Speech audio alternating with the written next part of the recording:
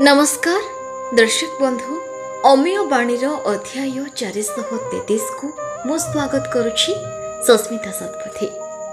दर्शक बंधु आजिर दुनिया रे तुमे जहा को जेतिकी भल पाइबा देबो से तुमको ठीक सेतिकी कोइठा मारिबो ओ भाव खाइबो।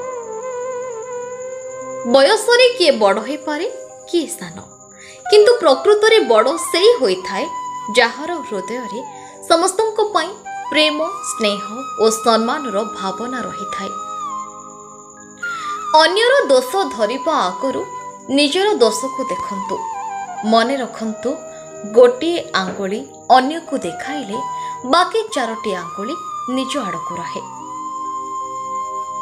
संपर्क आरंभ हुए स्नेहरु, बंची रहे व्यवहाररु, अनुभव हुए जंत्रणारु, अनुभूति रहे हृदय रे, फिका पड़ी जाए अवहेलारू आउ भांगी जाए छोटिया भूल बुझामणारू। तरबारी ठारू अटे बेसी तीक्ष्ण कटु ताच्छल्यर धार, अस्त्र आघात बर्ती जाई पारे रुध घाते न बंचे नर। सत कहिले हुए तो अनेक तुम पाखरे रहिबे नाही, तथापि भी तुमे सतर सांग छाड़ नाही, कारण सत मनीष को मुक्ति दिए और मिछ मनीष को ध्वंस करे। जेतेबेले कहार स्वार्थ तुम पाखरु पूरण होई जाए से सेतेबेले आपण को देखा करिबा तो दूरर कथा आपणको सह कथा हेबा भी छाड़ी देबो।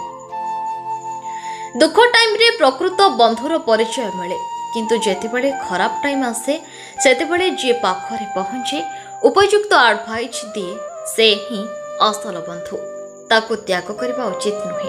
अन्य सब मतलबी बंधुंक ठारू दूरे रहिबा आवश्यक। जदि आम भिडियोटी आपण मानकु भल लगी थाए तेबे कमेंट करी निश्चित जणांतु, आउ आम चैनल को सब्सक्राइब करबा को भूलिबेनी।